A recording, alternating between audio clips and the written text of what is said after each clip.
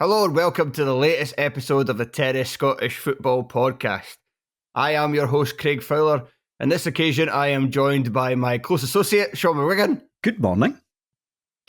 And do you know what happens when the two female passengers in Jim Spence's taxi get together? That's right, we're going to lie about two men groping us so we can get our boyfriends to batter them, then admit we made the whole thing up. And then we're going to talk about some lower league Scottish football. I cannot believe, even by Jim Spence's standards, I would say the last couple of weeks he's getting real deep into that rabbit hole. I don't follow him on Twitter, obviously. He would just get on my nerves if he popped up regularly. And let's face it, he would pop up regularly if you follow him. He pops up regularly in the chat, and that gets him my nerves. I'm a couple of posts away from saying to everybody, right, can we stop posting this in here, please? However, I am a regular visitor to the Is Jim Spence OK Pie and Bubble thread. So I had a look at it there. I think was the last sentence of that tweet that he's very wary about believing women due to that incident in his taxi. I find that extraordinary, and the fact that people aren't maybe having a word in his ear, considering he is employed by a newspaper, or maybe they are having a word in his ear. Who knows? Some people should be having a word with him. Put it that way. Yeah, I'm surprised. I suppose that's just the way the world is now. Anybody can say whatever the fuck they want, and there doesn't seem to be any repercussions. You can be president, for instance. So, Shaughan, we're getting together to talk about the Scottish Cup third round, and we're just going to do basically a kind of whistle-stop tour. We're not going to get to... Is it a whistle-stop tour? Is that the way to put it? Or no, that's whistle-stop tour. Is that you getting round everything, or is that you just picking the select bits? No, I wouldn't say it was necessarily getting around. There's too much to cover. Yes. I actually watched every game, watched the highlights of every game. But see, by the time I got to Livingston, who were they playing? Bathgate, Broxburn, I can't remember. See, by the time I got to the Livingston game, I realised I was blind. That I wasn't actually. I'd stopped taking anything. You know that video that sometimes pops up of Scottish tweets, and the guy goes, "I can't see." By the time I got to Livingston, it was very much at that point. I was Scottish Cup blind. That's exactly how I felt when I was watching every single game of the Premiership in one season. When it got to midwinter, I was pretty much blind and watching football but taking none of it in.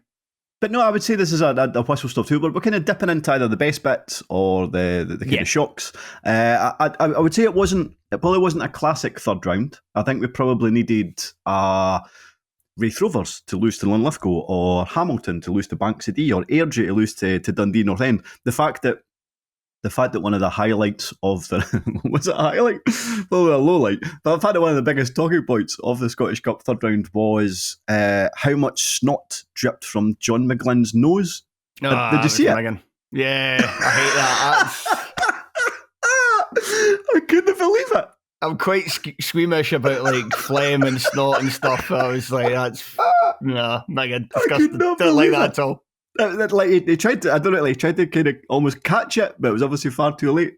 I couldn't believe how much it was. It could have filled a tablespoon. Oh, that's a horrible image. It was vile. Very funny, but absolutely disgusting. Pure timing. Is that I know.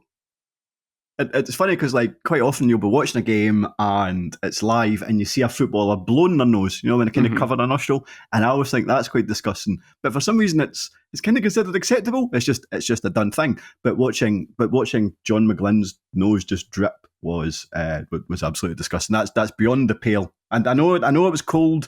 I know his nose was probably numb, and I appreciate we've been there to a degree, all of us. But that was beyond the pale while he scribbles into his jotter. So before we get into the action, like you say, we'll cover the most exciting games, and then we'll get to the few shocks that did take place in the round. But as this is a lower league show, we should have any banter first of all. What have you been up to recently? What have I been up to recently? What was your weekend? What was your weekend like? Tell me about your weekend. What did I do at the weekend? So I was at. So the Friday I went to Scotland versus Finland at Easter Road. That was a terrible match of football that nobody should have ever been subjected to. Genuinely dreadful.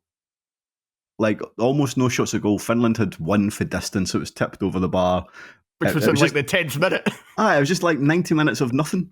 And it did annoy me. It wasn't the most annoying aspect of the evening. But obviously going to watch a women's international, it's a completely different experience to go into any other football game. A lot more kind of kids, for example. And obviously at the end, they have this situation where everybody kind of hangs about at the end to get their pictures taken or whatever it is that they want to do, which is absolutely fine and quite admirable, I suppose. But like at full time, I was really annoyed. Like I was really annoyed at what I just watched. So I just like normally, but I mean, I wouldn't boo, but like there's a big thing within me, and I'm like, that was fucking rubbish. I want to boo and I want to criticise, and I certainly want out of this ground. I just want away, but nobody was moving. So I'm like 5, 6, 7, 8 minutes after full time, nobody's moved. I'm like, and we're kind of right behind the dugouts. So I suppose where the majority of the people were. I'm like, no, I'm sorry, I'm refusing to do this anymore. So eventually I had to like kind of ask people, excuse me, please. And you kind of had to move all the way to the end at Easter Road, at the kind of main stand, so that you could leave, because just nobody really leaves. It's a very much a kind of different match-going experience, I suppose. But that got on my nerves as well, because everybody wants their pictures taken, whereas I just wanted to boo them. Yeah, that's how women's football needs to catch up to men's football. It needs to have more booing, more abuse, more acceptability of people leaving well before the end because the team is rubbish. That's what needs to change. That's what none of this pish about the goals need to be made smaller. That's just a lot of crap. And what needs to change is you need more fans shouting abuse, and then I think a lot more people in this country will begin watching it. And the abuse needs to start with Pedro Martinez Losa. What about you? How was your weekend? Mine was it was one of those ones where it was fairly quiet. You've just done something with your hands, which suggests it wasn't that quiet. Air quotes, yeah. Well, I had 5 beers watching the Hearts game on Thursday. What a lad! Just kind of watching a game by yourself, because all my I live in Glasgow now, and it seemed like every single person I know through here as a Hearts fan was in Bruges. So there was not really anybody I could phone to watch it. So I was like, I saw that. And we just done the last show of the series. I was on a bit of a high after that. So I was like, I'll get 5 beers. And then on Friday, it was another kind of sensible one. I stayed in to watch the game, but my flatmate had asked me if I wanted to go for a drink. We haven't been for a drink before. She'd moved in. So me and our girlfriend, the 3 of us, went for a couple of pints together. And I ended up having about 4 or 5 that night as well. And then on the Saturday, I was just going to stay in because I was going out on the Sunday to watch the Hearts game. And they asked me on Friday night, we're going to see Gladiator 2 tomorrow. Do you want to come? So I was like, yes. And then after that, they're like, oh, do you want to go to the pub? So I was like, yes. So I had another 4 or 5 drinks on Saturday night. Oh, by the way, Gladiator 2, don't watch it. A lot of shite. Oh, really? Yeah, I thought it was really poor. I wasn't sure about filling up the arena with water and throwing sharks in. No, as soon as that happened, I was like, right, no, that's me. Sounds really silly. At that point, I was like, no, I'm not having any of this. And then there's a kind of, I don't know if you can call it a twist, because I've read synopsis online that pretty much hints to this, but it kind of ties it all into the first movie. I know there was some characters, early on, there was one character for the first movie you knew was in it. There was a couple of others. And I thought, well, that's it. It exists in the same universe. That's fine. But then it kind of tied it all into a whole family dynamic. And I was just like, fuck off. What a lot of shite. So, yeah, I was kind of... I'd quite enjoyed the first half hour. And then when the cartoon robot sharks turned up, I was like, not sure about this anymore. And then when it kind of tied into the whole family dynamic of the first one, I was like, oh God, what crap this is. And I spent the last hour basically being like, right, can this hurry up and finish now? How long does it last? 2.5 hours. All right, okay. So that's it. I struggle with any film that's over 2 hours, really, even if it's really good. So this is really starting to test my patience. How long are the pretend sharks involved? It's brief, but it's you see them for about, 10, 15 seconds, but that is 10, 15 seconds too long. But anyway, I think we've wasted enough suitable time in this podcast. It's going to have a few people moaning. I'm quite enjoying this Telfer impression I'm doing right now. Let's get to the first of our games. Now, Shaughan, this one, So you sent me some games in which to do some notes on, and I was doing up notes last night, but it was getting quite late. It was getting close to 9 o'clock. I still hadn't made tea yet. And I was like, right, I'm just running out of time. That's too late for dinner. Yeah, so I was just unless like... you're Spanish. And I hadn't had my siesta. So I was just like, right, I'm running out of patience here. I'm not going to do any more games. And you said that Queen's Park against Partick Thistle was a very good match. Yes. So I woke up early this morning. And just one of those ones where anytime I've got a lot of work to do, I end up usually waking up early, not through choice, just because my brain's a bit too active. And so I was like, right, get up early, and I watched the highlights for this one, and then immediately messaged you and said, yeah, we actually need to cover this, because bloody hell, what a game of football this looked like. Brilliant. Two each. Partick Thistle opened to scored through Robbie Crawford in the 12th minute, but Queen's Park somehow were 2-1 up at the half. Goals from Lou Longridge and Roddy McGregor. A Will Tizard own goal meant that the game was brilliant. A great own goal, and also a very muted celebration from Partick Thistle. Like, nobody seemed to celebrate at all, apart from two players in the middle of the park who shook hands with each other. Very respectful. It was like a goal celebration in 1952. But it went all the way to penalties, where Logan Chalmers missed for Partick Thistle, but then Rocco Hickley Fugaccia missed for Queen's Park. It went all the way to the 7th penalty takers, where Dan O'Reilly missed, allowing Joshua Scott to win the game for Queen's Park. And again, going back to your 1950s thing, like every single penalty shootout I think I've just about ever seen, with the exception of those in the group stages of the League Cup. Every single penalty shootout you ever see, the players run from the centre circle and either mob the goalkeeper or the goal scorer. But in this one, like, I think there was maybe one player that like ran, or was it Callum Ferry ran towards the goal scorer, and everybody else just shook hands with the Partick Thistle players in the centre circle. I don't know if it's too early in the Scottish Cup to celebrate in that manner, or if it's maybe something to do with Hampden. Well, you say that, but Forfar all went daft when they won their tie on penalties. Maybe it's just because like there's so many empty seats, and like it's not particularly great. Obviously, it's not particularly great atmosphere. Maybe if it had been at lesser Hampden, 2,000 people absolutely packing it out, plus the Royal Box on the other side. Maybe they would have went daft. I don't know, but you're right. I thought it was quite a curious way to end a penalty shootout in terms of celebration. In terms of the game in general, I mean, I would say for the first, like, even though Queen's Park, I think Queen's Park equalised after 34 minutes, I would say everything that took place before then was actually pretty similar to what had happened the previous week when Queen's Park had taken on Falkirk. They were just it was like defence versus attack, essentially. And what was, I suppose, slightly different from the previous week is that, well, Queen's Park got themselves back in the game. Maybe if they managed to sneak a goal against Falkirk, maybe something else would have transpired, I don't know. But this wasn't really profligacy. To a degree, it was Partick Thistle. However, I think the saves that Callum Ferry made against Falkirk, yes, there was a lot of them, but it was generally saves that you would maybe expect, certainly a decent keeper to make, and Callum Ferry is far more than just a decent goalkeeper. In this game, though, bloody hell, it was like watching David McGurn in his pomp, in terms of his reactions, in terms of the fact that he was making double saves. But I mean, Queen's Park went in 2-1 up. They could easily have been 3 or 4-1 down at half-time. An extraordinary first half.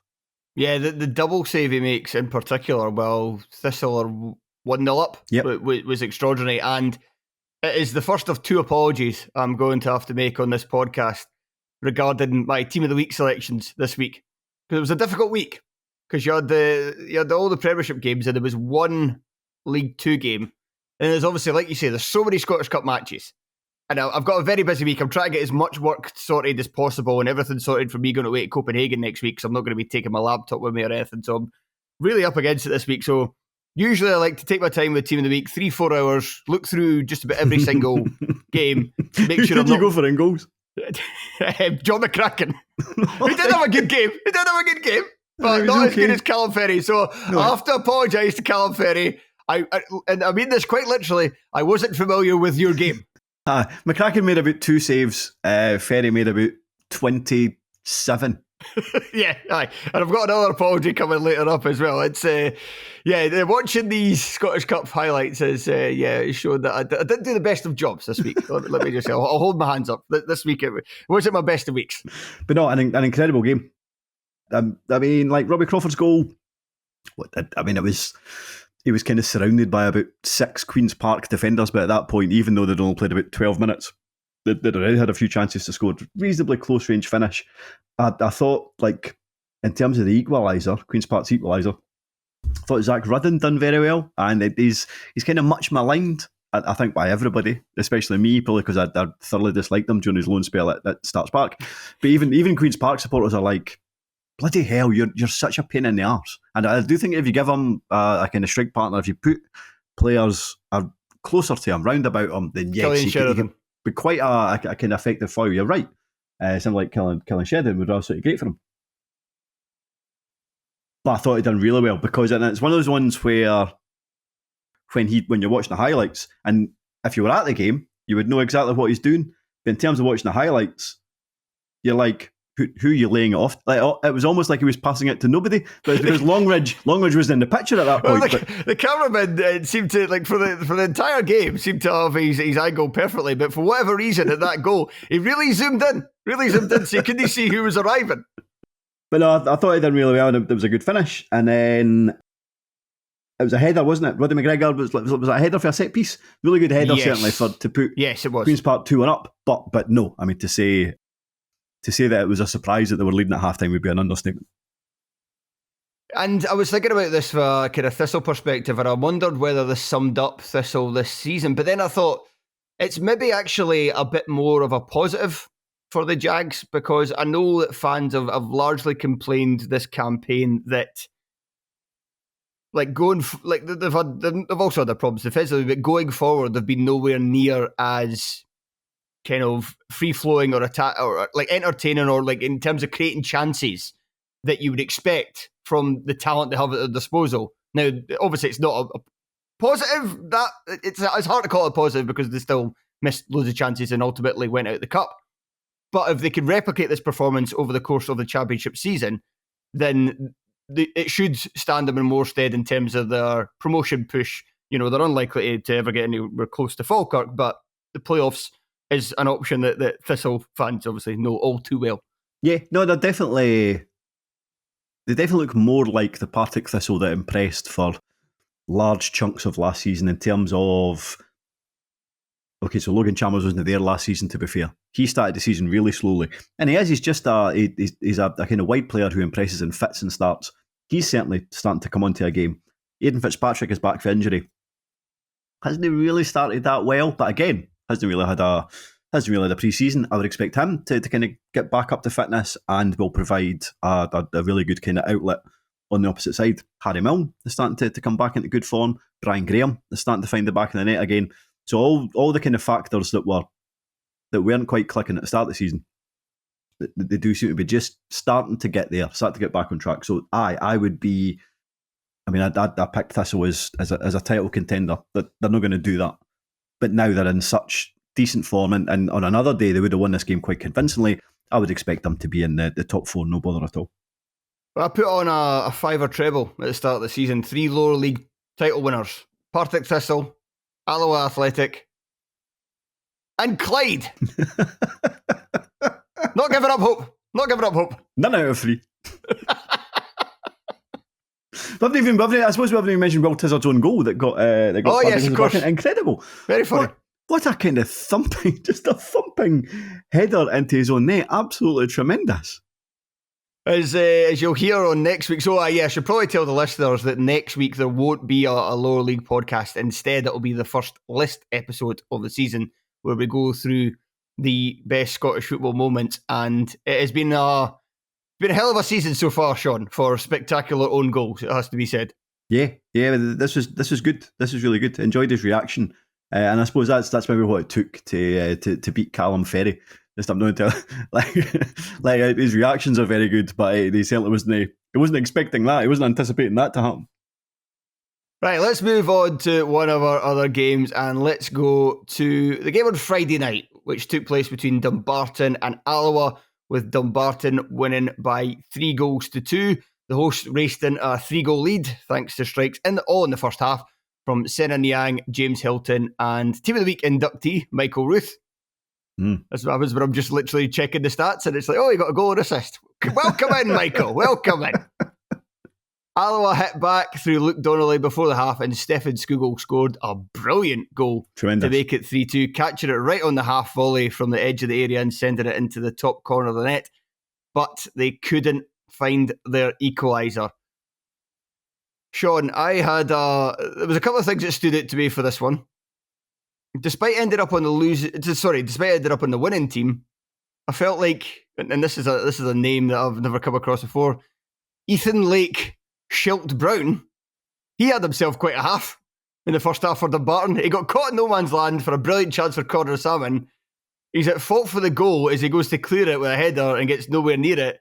And then he almost scores a spectacular own goal himself, where Brett Long has to be at full stretch to bail him out. Either he's changed his name in the last couple of weeks, or I've never heard him. So you might never hear from him again after this. It's slightly disappointing that you've asked me about him. But he almost scored an own goal from, 35 yards maybe? Like Brett Long had to kind of run back and then kind of slide tackle it off the line almost. A very odd moment. I don't know why this game took place on a Friday. Like we bumped into Chris Marshall after the game on Friday, who now does the kind of social media side of things for Glasgow City.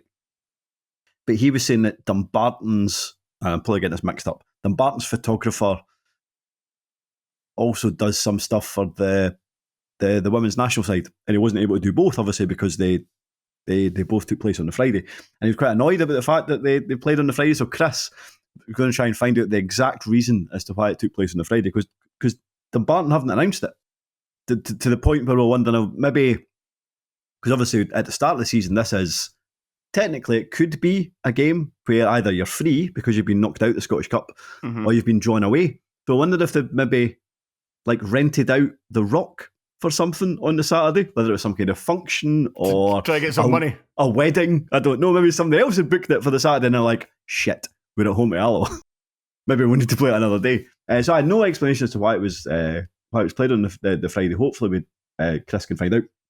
Regardless, so quite a good news story, I suppose. It's been such a kind of dreadful couple of weeks for Dumbarton. Really enjoyed, as I always do, reading Fraser Clark's write-up about the game. But he was talking about in terms of the celebrations for each goal. He was saying it just almost felt like more important, and almost felt like more.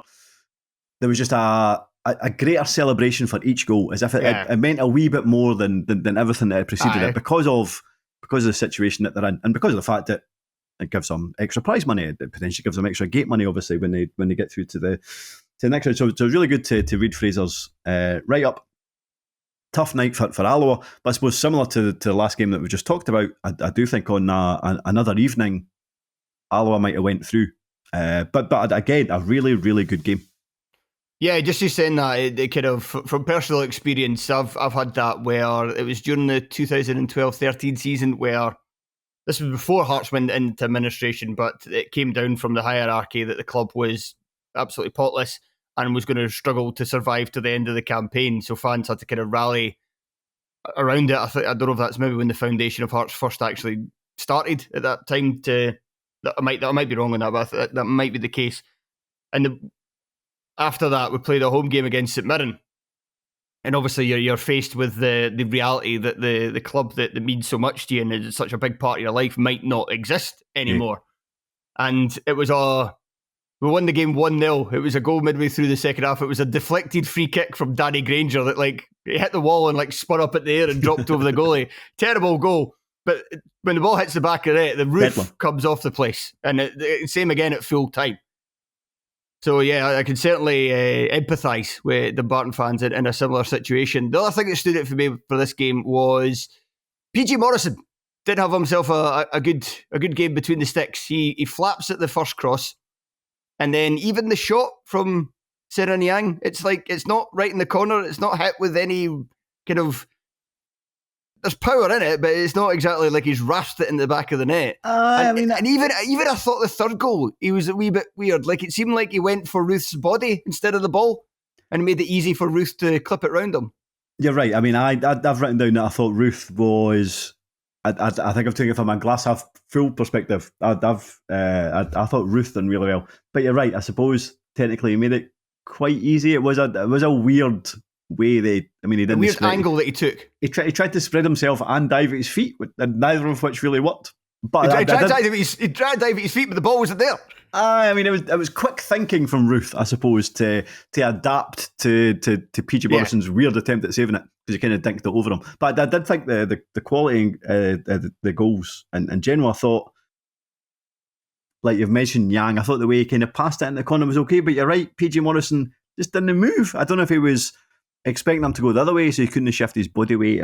But I thought it was a decent finish. I presume that James Jinky Hilton's finish was really good. Certainly his close control was exceptional, but the camera couldn't quite keep up with his finish. So that was really good. Michael Ruth, like his first touch, I thought he kind of sold the defender a dummy, and then his wee dink was good. But you're right, I mean, the best goal, and from what I could gather, in terms of what I've read, in terms of what I saw in the highlights as well, Stefan Skugel. But I mean, bear in mind, Dumbarton's pitch is difficult to play on. Skugel looked phenomenal, but his technique for that half volley, absolutely tremendous. Kind of smashed it past Brett Long. He didn't have a hope for that one. And I think if you were at the game, that was kind of keeping up with updates, obviously. But I think watching the highlights, I think if you were at the game at that point, you're like, right, there's 25 minutes to go. Arguably, Alloa have been the better team now for a big chunk of this game, and you almost probably expected Alloa to get back into it. But fair play to Dumbarton for kind of digging in and dragging out digging in and getting the 3-2 win. And yes, they probably haven't had the draw that they would want from the. Yeah, I was going to say they would probably like to swap places with Fraserburgh, for instance, and get Rangers away. But at the same time, Airdrie at home, you wouldn't be surprised if Dumbarton won that. Aye, and there is the good thing about this is that Airdrie and Dumbarton generally have a history of having games that are an absolute nonsense. Like whether it's ridiculous comebacks or games that involve about 3 red cards. So I've high hopes for this. And you're right, I think if Dumbarton play well, they've got a pretty good chance, because I think right now Airdrie have a team that is a kind of okay League One team. I genuinely do. I think it's that squad would challenge for top 4 in League One. No much more than that. So I think Dumbarton's got a great chance. And if I'm being honest, I kind of hope they knock them out. It would be a good laugh. You said to me that there is now grumbles about Andy Graham appearing amongst Alloa fans. So what's happening there? To a degree, yeah. I mean, like obviously League One's a weird league, and that almost anybody can win it. Obviously the Stenny went top in midweek.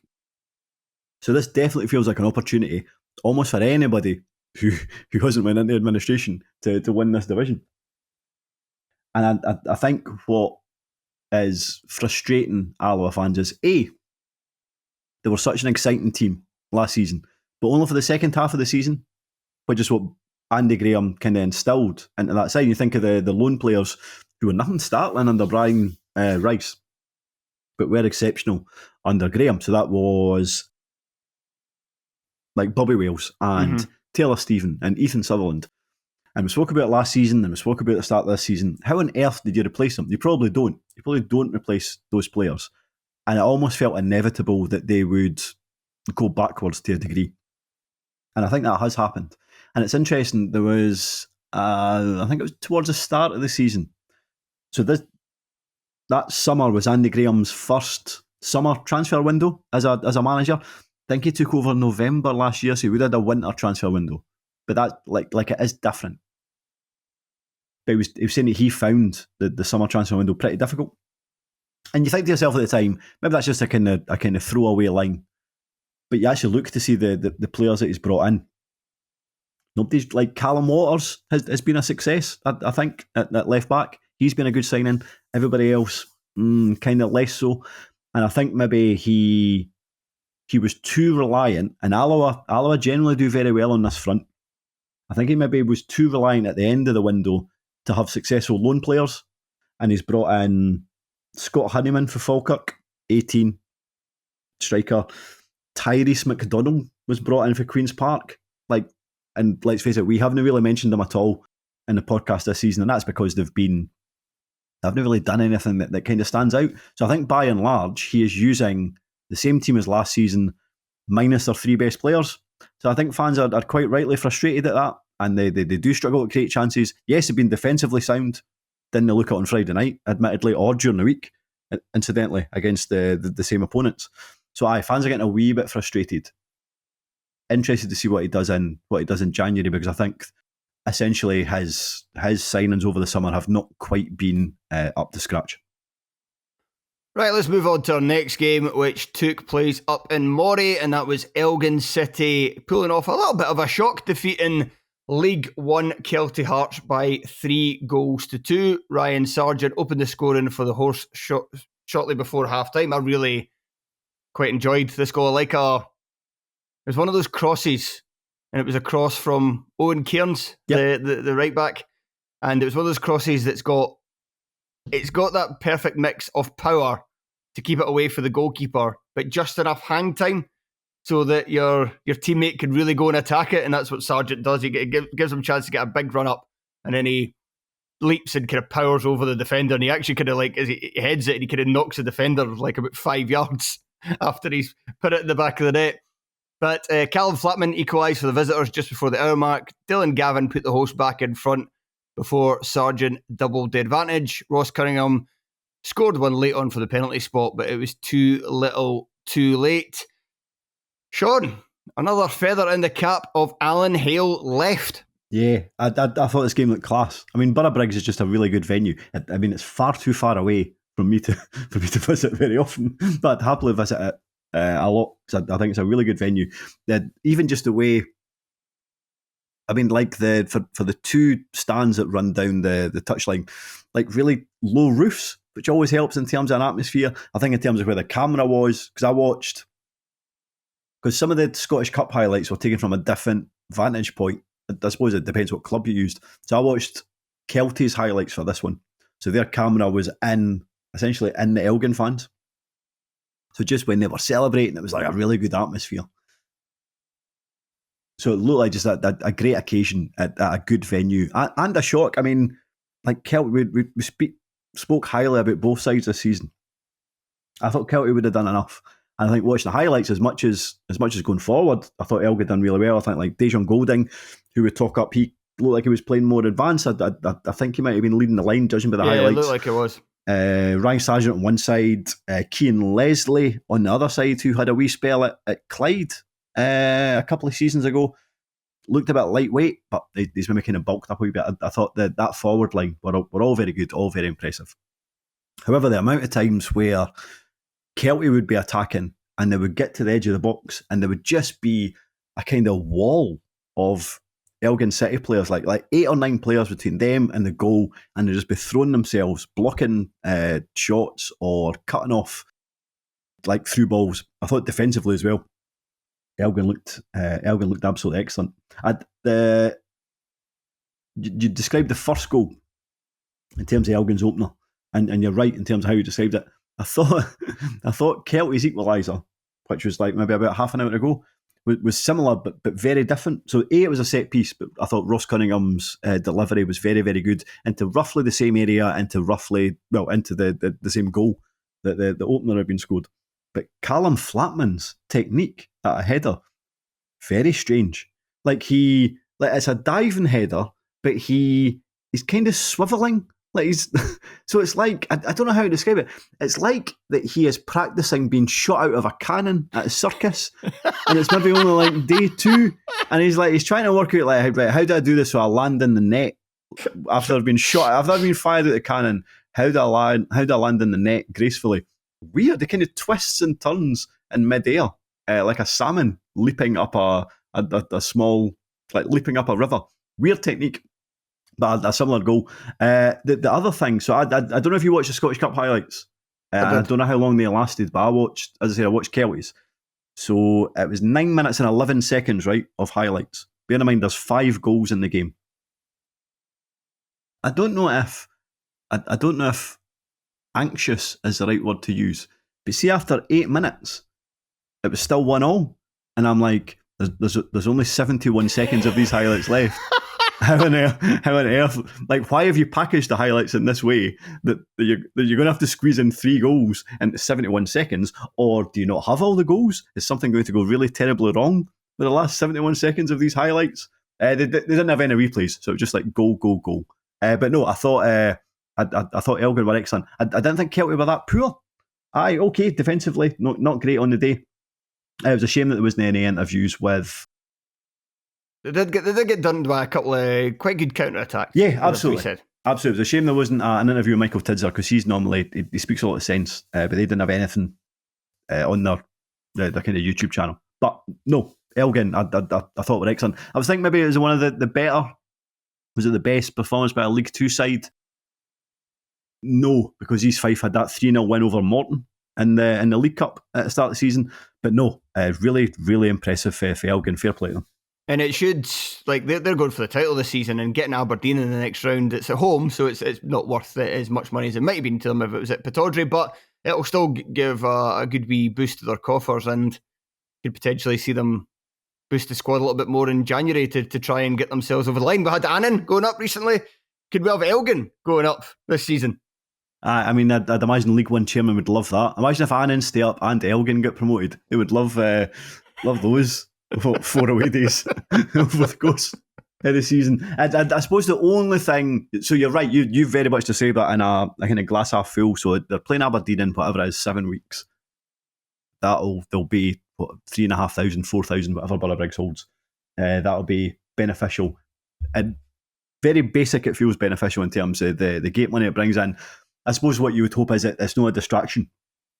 And yeah, like maybe when you have like a big cup game come in, are players focused on East Fife away or Clyde at home or whatever? And I would imagine there will be, like Alan Hale was interviewed about it on, I think it was Tuesday night. The interview went up and he was like, I'm an Aberdeen fan, can't wait for the game. However, right now, couldn't care less about it. That is so far in the future. We've got 6 massive games coming up. I think it's easier to describe them in that way than it is in practice. So interesting to see how Elgin deal with that if their heads are turned a wee bit. I suppose we'll find out at the weekend. We're away to East Fife versus Elgin for hospitality. Oh yeah, of course. I've forgotten completely who they were actually playing. East Fife. It was a bit of a bummer to find out that it was a cash bar. But I mean that's fine. You're getting a free dinner.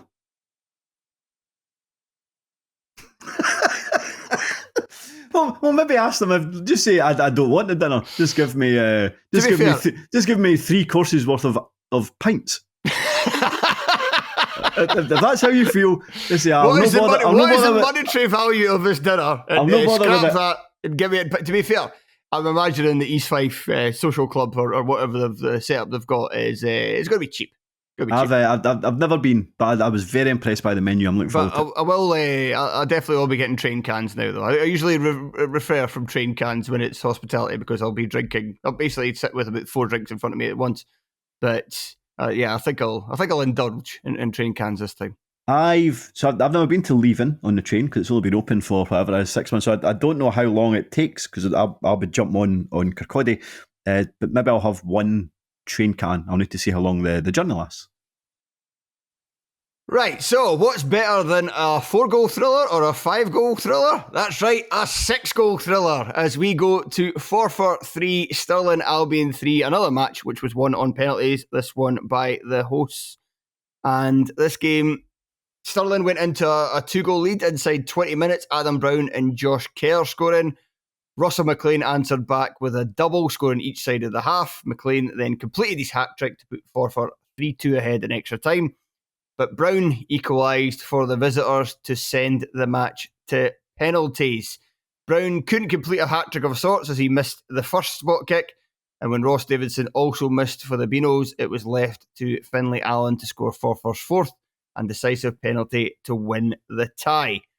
Shaughan, there was a few goals for this that stood out. But first of all, You have to give my second apology of the day to Russell McLean. Did you not have him in the? I didn't even have him in the team week. So I checked. So what I'd done this week is that I went all through the Premiership games to see if I could justifiably fill the team up with Premiership only players. But I still wanted to stick to my rule of only one player from each team. And when it was getting to I'm going to have to select I don't know, like a Ross County player or somebody else who was like shit at the weekend. I was like, I didn't want to do that. So I was like, right, do you know what? I'll go at the Scottish Cup and I'll just basically pick some forward players. And I thought I had looked through all the games that had more than 2 goals scored by one team. Captain thorough. Turns out I had not. So I included Ewan O'Reilly for scoring a hat-trick against a bunch of jobbers for Irvine Meadow, but not Russell McLean for scoring a hat-trick against a team in his own division. So yeah, apologies, Russell. And again, a very poor week for me. It's the poorest team of the week I've done this season, and I'll aim to be better next week. I'm sure Russell McLean... Actually, no, he probably will have noticed. I can imagine that he probably will have noticed, won't he? Players seem to take it quite seriously. They put it on their Instagram and use it as a badge of honour. And I'm kind of like, we really would listen to what I'm fucking doing, mate. I mean, I'm presuming that they think it's some kind of... You know how a lot of people say the SPFL's like this huge organisation? Yes. I can imagine that players are under the impression that when it comes to Team of the Week, it's like a kind of panel of experts. Maybe a dozen people sitting round a table for 5 hours on a Monday, thrashing out over the highlights. Thrashing out who should be in it, and it's just you getting out your scratcher at 10:30 with 90 minutes before you need to submit. Who was good for Ross County? I don't appreciate the impression there, Shaughan, but otherwise you're fairly correct in this week. So the first goal in this game was really quite something. It's one of those where you don't see it happen very often, but also I feel like it's actually a surprise you don't see it happen more often than it does. So what happens is that there's a cross in the penalty area. Mark McCallum goes up for it. He's got Dale Carrick and Stuart Morrison in close vicinity. Carrick kind of runs across him. He manages to claim the cross, but as he does, he's falling backwards. He then crashes into Morrison. Both players fall to the deck, but when they fall to the deck, the ball kind of bounces off of Morrison and rolls free, at which point it's then touched back to Brown, who sticks it in the far corner. Very kind of Keystone Cop stuff. Aye, and Mark McCallum is very, very annoyed at Stuart Morrison. Not entirely sure he should be. At best, it's an accident. It's just one of these things that's kind of coming together. At worst, it's Mark McCallum's fault. but it's very much seems to be suggesting that it's not. But I think Mark McCallum is, I get the impression that on the park he is a very spiky character. I think he falls out with a lot of people. Certainly when Wraith were in League One, and I used to go to Forfar games. It's just a really good away day. Generally, Mark McCallum would be falling out with everybody. Players, the fans behind him, it was class. Absolutely class. And Saturday was actually his 300th appearance for Forfar. He was interviewed afterwards. It was really good listening to him actually, because he's from Forfar. So he was talking about the street where he grew up. He was talking about the fact that if you'd said to me, I think he said, if you said to me, maybe his first loan spell at Forfar, they say 2011. That feels a long time ago. But regardless, that might be right enough. That was his first loan spell. But he said, if you said at that point that I would come back to my hometown club, make 300 appearances. But then he started talking about, you could tell that probably a Forfar fan, certainly a local boy, and he's aware of Forfar history. He was talking about the fact that he goes, you're mentioning names that I've made 300 appearances. You're talking about the players that are round about me. In terms of appearances made, he goes, there's legends in there. He goes, the guys from the 1984 team that were so good. He's clearly immersed in Forfar history, and I don't know how common that is amongst players at teams. But no, really good to listen to his interview afterwards. But he does scratch his face a lot, like Barry Ferguson used to do after a game. Not a good sign. Nah. There was. So Shaughan, I watched the Scottish Cup highlights for this one.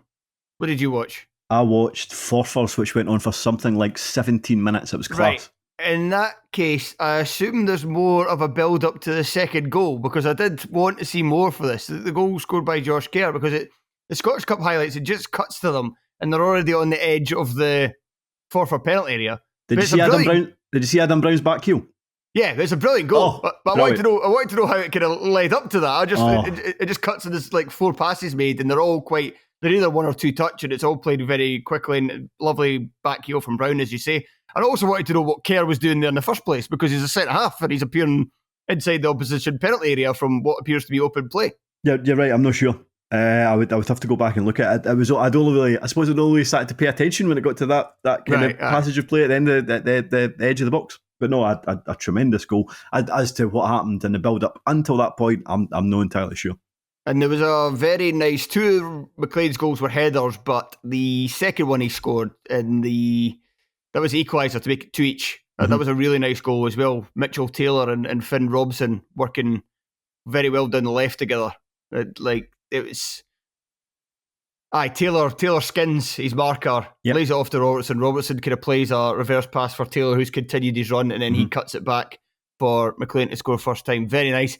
But with McLean, this is just kind of typifies what you guys speak about with McLean and what a lot of fans speak about with McLean, because, and I saw this after he scored the first goal where he's like running back to the halfway line.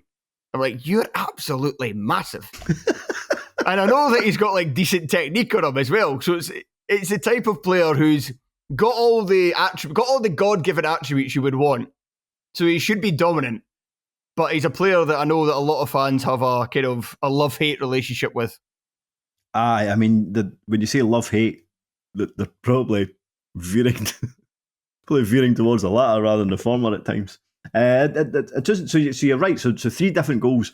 I thought the second one, it was just kind of drilled into him. I mean, I suppose he'd done well to kind of steer it home.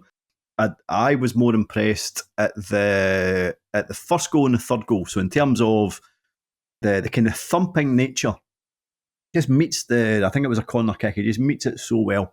Keeper's got no chance. Derek Gaston's no chance. Just a really good, satisfying header. It's like, right, that's moving it at some pace when that leaves his forehead. The third goal, delivery comes in from, you're right, Mitch Taylor, who I've got on to actually because Jim Weir mentions about the fact that he moved them. Really good delivery in. But it is a completely different header because actually he's kind of moving, rather than kind of coming onto it and thumping it like a first goal, he's kind of moving backwards, I suppose. He's moving backwards and he kind of has to steer it. So similar but a completely different technique, I suppose, for the third goal, which gives you, again, it shows the type of player that Russell McLean can be in, and he's very, very enigmatic. It was interesting listening to Weir after the game, who he now looks like, was it the Night King or the White King? Did you watch Game of Thrones? Latterly. No. Right, okay. So the kind of main baddie in the last kind of 2 or 3 series was the Night King. Jim Weir is now him. Very, very pronounced lines on his forehead and just that kind of white, silvery hair. If you watch Game of Thrones, that might mean something to you. I don't know. And be aware who Jim Weir is and what he looks like. And maybe that comparison might mean something. I was going to say that's very niche, but then anybody listening to this podcast is into very niche stuff anyway. I mean, Game of Thrones is reasonably popular.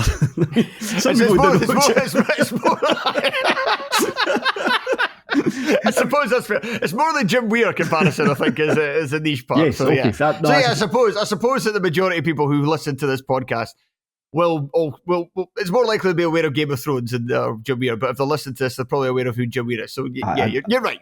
Sorry, I take it back. Just Google them. You know something? Just Google them if you're not sure. But it was interesting listening to Jim Weir afterwards, and he was saying, I quite like these. I quite like the excuse that he gave, and like it was tongue in cheek. He was just joking. But he was talking about the fact that McLean can be an interesting character that people find very, very frustrating. And Jim Weir said, in fairness, if I had a frame like that, I wouldn't want to run about. I was like, right, are you suggesting that he's too tall to run? I don't know if that's a decent enough excuse for when he's having a poor game. But ultimately what he said was, if you have a player like McLean, then you have to essentially set up your team to get the best out of him. And he goes, and that's very much my intention. And I mean, if this had been a Ray McKinnon, see if Forfar had still been had Ray McKinnon in charge, this would have been a terrible game. Like, this would have been rubbish. Stirling Albion probably would have won 1-0. Like Adam Brown would have scored the opener. and then nothing would have happened afterwards, even though there was still 81 minutes to go. But it was end to end. Like, Forfar had 23 shots at goal. Just out of interest, I had a wee look back at the stats for Ray McKinnon's last game in charge, which was when they lost 3-0 to Spartans. They had 4 shots at goal. And I know they had an extra half hour in this game, so it's a terrible comparison. But 23 shots. Like, see, just in terms, like, Mark McCallum said afterwards, he goes, this felt like the Forfar that we remember. He said something along those lines. And just, like, Forfar fans have had maybe 18 months, maybe a wee bit longer of, in fact, it is definitely longer, of just dreck and just really dull games and mediocre at best results. And I think if this is what the kind of future looks like, then they'll be very, very encouraged by this. So pleased for them, and pleased for the fact that the guy that puts together their highlights, it felt like he didn't have to edit out any swearing, which he often has to do. All right.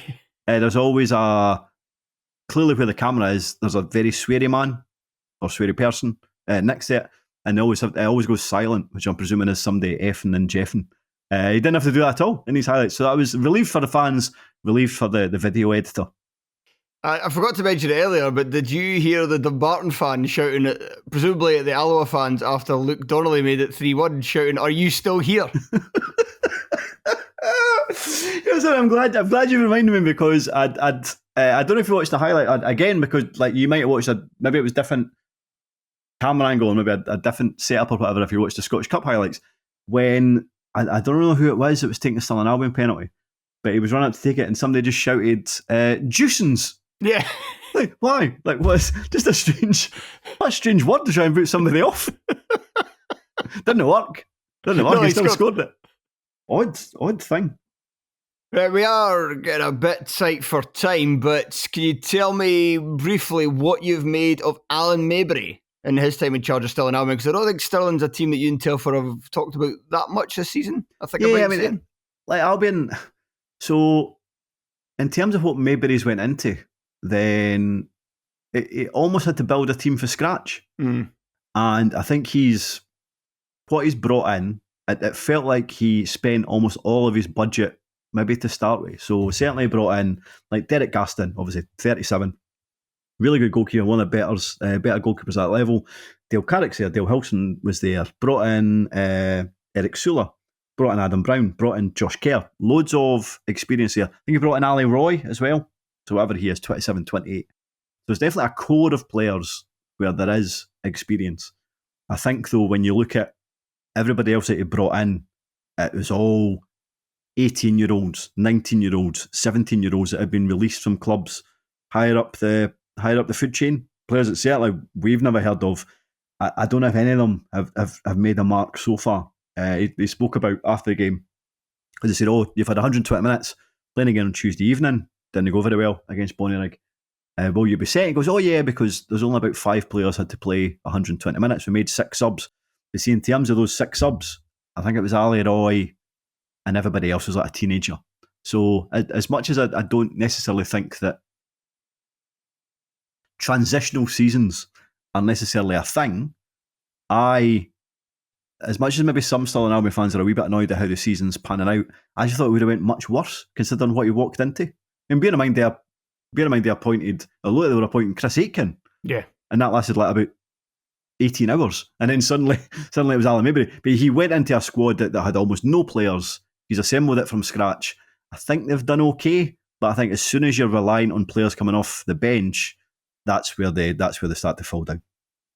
Speaking of Chris Aitken, Stranraer 1, Broxburn Athletic 2, the first of our two the two main shocks, other than maybe Elgin, Kelty, that took place at the weekend. Broxburn winning 2-1 away from home. Jonathan Page, formerly of Motherwell, and just about half the clubs in the SPFL, despite the fact he was born and raised in Portsmouth. He opened the scoring. That stood until the 82nd minute, where Elliot Dunlop equalised for Stranraer, but things didn't get much better for the Blues in extra time, with Nicholas Locke scoring the winner. The 2 goals that Stranraer gave up in this are awful. The first one is so strange. It's almost like it happens in slow motion, and the reaction of the Stranraer defence is almost like oh fuck, where did he come from? When it lands on Page's head. Like, there seems to be maybe a bit of blame at the goalie, but because, I suppose it was floated in and the goalie maybe could have been a bit more... I thought the goalie was hugely to blame. Jakob Pazikas. He probably should have been more commanding, but still, Page heads it like 7 yards out.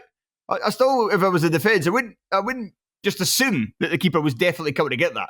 No, you're right. You're right. And as I suppose when I was playing in goals, if I'm no shouting for it, and maybe is obviously we don't know, if I'm no shouting for it, then if he's shouting yes. for it, did they come? That's quite the error.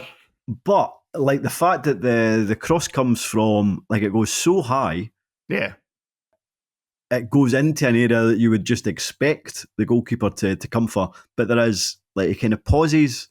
Then it's almost like he kind of weighs up what else is happening. I think, so I better come for it. But by the time he gets to the ball, he almost crouches. Like, he kind of squats down. Like, I think he realises that actually Page is going to get to it before him. But it's just a weird thing all around. But I blamed Pazikas, and I don't know, because he's on loan for Rangers, and obviously Rangers presumably didn't need him back.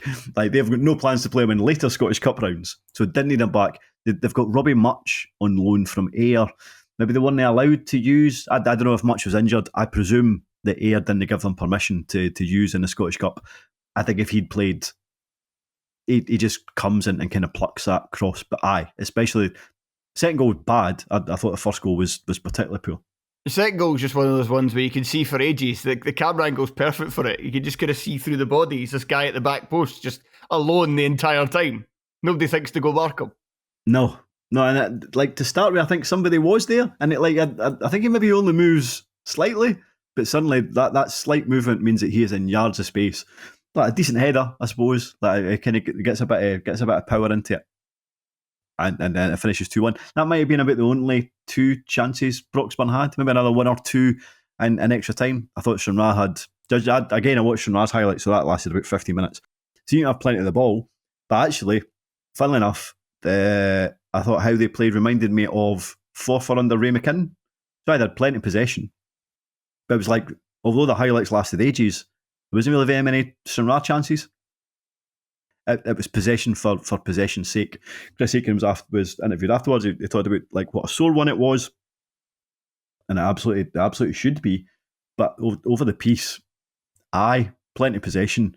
Never really created very many chances at all. Didn't really bother Broxburn. I know Broxburn are 6th, 7th in the Lowland League. It kind of feels to me with Stranraer that they've not got worse, but they've not really got better since Scott Agnew left and the Aitkins took over. And I mean, Chris Aitken, like Kilwinning Rangers he was at, that didn't really go very well, so he didn't... No. A strange hire.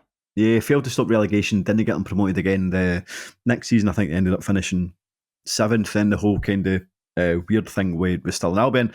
Didn't think it was a great appointment, but I think ultimately what Stranraer's biggest issue is, I don't think I've got a good squad, and I think the teams that you thought, right, who is going to, even if Stranraer aren't very good this season, who's going to finish below them? And you think Edinburgh, you think Bonnyrigg.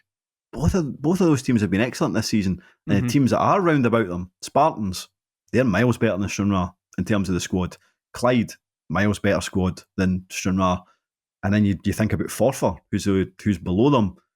You think how well they played on Saturday against Stirling Albion. So again, I think the pressure's on Aitken and Stranraer to not be that Club 42. But right now, based on what you saw on Saturday, based on what you're seeing from everybody else, I think they're in a wee bit of a struggle again. Especially, they're going to be Club 42. We'll be rooting for them again. I mean, if they play Brecon, I wouldn't mind like Brecon or one of the kind of Highland teams coming up. But we do have a soft spot for Stranraer on the show, so we will be rooting for them. Mm-hmm. We were rooting for them last year when they were playing East Kilbride. We're not big East Kilbride fans, but I mean, fair play. That VT in the last episode of View for the Terrace about Caledonian Braves. I mean, in terms of the Lowland League title race, I am firmly behind East Kilbride from now until the end of the season. Sod Caledonian Braves coming up, by the way. Fuck that. I think at the moment you've got Celtic B, East Kilbride or Caledonia Braves. I'd rather Celtic B came up. don't know where to throw my support. Right, I'll get to the other shock, which was Fraserburgh beating Annan Athletic by 2-0. This seemed alarmingly straightforward if you're an Annan fan. first half goals from Connor Wood and Kieran Simpson, and the highlights kind of told its own story. I watched the Scottish Cup ones, unless it was just poor choosing from the director or the producer or whoever was handling the highlights. All it seemed to be was a chance at the back post. It looked like a good chance, but it was probably more of a half chance because the player in question was very much on the stretch to try and catch it, and he did manage to turn it towards goal, and the keeper saved it. And a free kick in the second half, and that was it. Yeah, that was apparently the best of what Annan managed to create over the 90 minutes. And I felt like everybody was looking at the fixtures, and you're looking for the potential shocks. Like if you're going to bet, this was the game that everybody was looking at and going, that one might be tricky because Fraserburgh is absolutely miles and miles and miles away for Annan. But Fraserburgh, they're not even a particularly great Highland League side. They're like, I think they're 7th or 8th in the table. Yeah. So for Annan to lose this one and to lose it, like I say, quite comfortably, doesn't reflect well on Willie Gibson and his players. No, and you're right. So I had, normally put like a coupon on 3 or 4 teams on a Saturday. But I was like, so if that coupon's down, what would cover it? Is there going to be any shot? Very rare that I would bet in English football, for example. I was like, you know something, I really fancy Fraserburgh. So they were like 72, so I put like a couple of pounds on them. And you're right, I just fancied them. As much as I didn't know a lot about Fraserburgh, just knew them without wanting to sound like Jim Spence, I saw the league position in the Highland League. But I didn't really fancy Annan at all. Defensively, poor, again, conceding goals from kind of crosses and set pieces. Willie Gibson was interviewed afterwards, and he was like, I'm absolutely raging. And like, you know what, I feel sorry for the guy that has to interview him because he comes across well. And like, it's not as if Gibson is ignorant or whatever, but you do know that he is absolutely seething, and week in, week out, you're having to ask him these questions about a latest defeat. And it's like, oh, you played well in the second half. Is there any positives to take? He's like, nah, there's no positives to take at all. And I think from where this game might hamper him is, see, when it's you anticipated Annan were going to struggle in League One this season. Like I thought they'd recruited reasonably well. Still think they have, and maybe somebody could get a wee bit more out of them. But regardless, it's Annan versus Inverness or like whoever. So you kind of anticipate Annan are going to struggle in League One, and if they kind of struggle along and maybe get relegated, whether it's via 9th or 10th, but kind of perform reasonably well, you think, well, listen, we're probably going to do much better than that. However, I do think there is a world of difference between losing to Inverness or Cove or a really good Stenny team and going up north to Fraserburgh and getting knocked out of the Scottish Cup to a pretty mediocre Highland League side.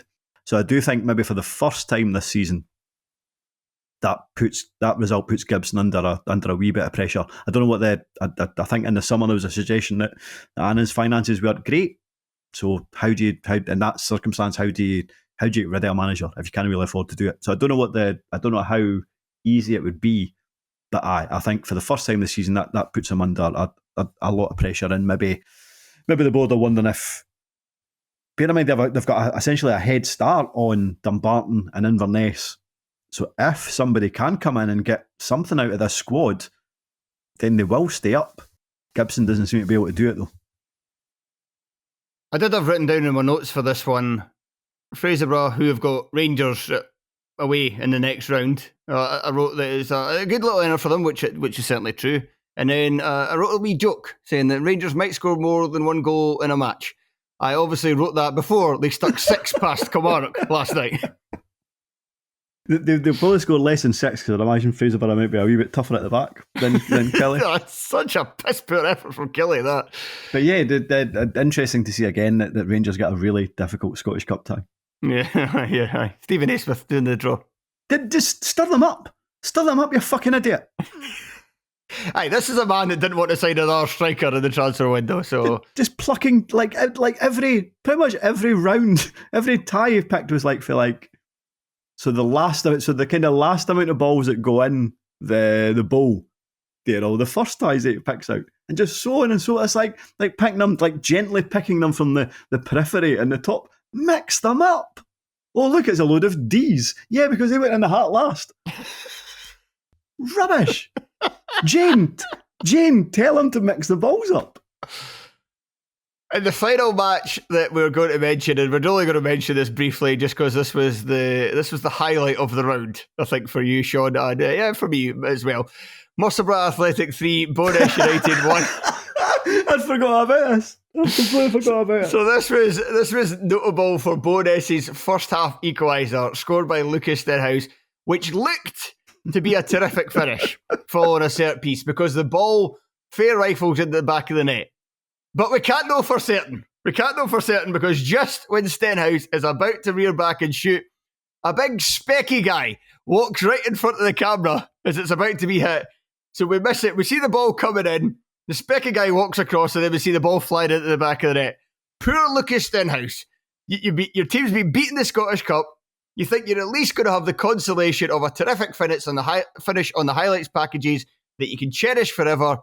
And some lazy dunderhead who couldn't be bothered to go the long way round has ruined it for him.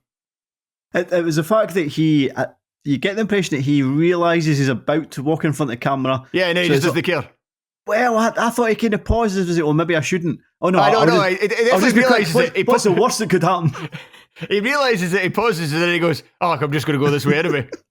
The thing is, because he's so close to the camera and because everybody else in view is so far away, he just looks like he looks like a literal giant, and like he looks like a young BFG. I don't know how else to describe him, but he totally gets in the way. And I mean, I've watched like Musselburgh's had a few home games in the Scottish Cup. Maybe always been drawn at home. And I know the guy that he didn't play in goals for them. And that time, funnily enough, Callum, who I work beside, he's played in the other tie. So I've kind of looked out to see how Musselburgh and we get on. Nobody else has walked in front of their camera until that point. A very poor moment to do so as Bowness were about to score. Very funny though. I wonder if he actually thought, I better not get in the way of this. And then he was like, oh wait, it's fine. It's a Bowness corner. I don't care if I ruin it. I wonder if he might have gone a different way if it was like if it was a Musselburgh corner, for instance. It's just this is your big moment. This is my moment. I'm going to either deliver a cross and score a goal, and it's going to be captured forever because now you have the internet. So this moment will literally be available to everybody for the rest of eternity. And instead, this big specky ginger walks in front of the camera, so nobody can see what you've done. Your biggest achievement in life ever. And this guy just ruins it because he was desperate for the toilet. Okay, Shaughan, that'll do us. Thank you very much for joining me.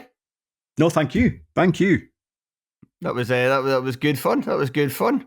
What? I'll see you on Saturday. Me, you, Telfer, and Tony. Yes, I'll see you on Saturday. I'll also see you in about... Oh, yeah, of course, 7.5 hours for the next podcast. At Tony's house, because we're obviously recording it this week, because next Thursday I will be reeking in Denmark. So I obviously can't record it and release it on the same day. So, yes, but this weekend there will be the return of league football throughout the SPFL. And for those who will be attending, please enjoy your football. But unlike those drunk women in the back of Jim Spence's taxi, in a story that is definitely not made up, please do so respectfully. Goodbye.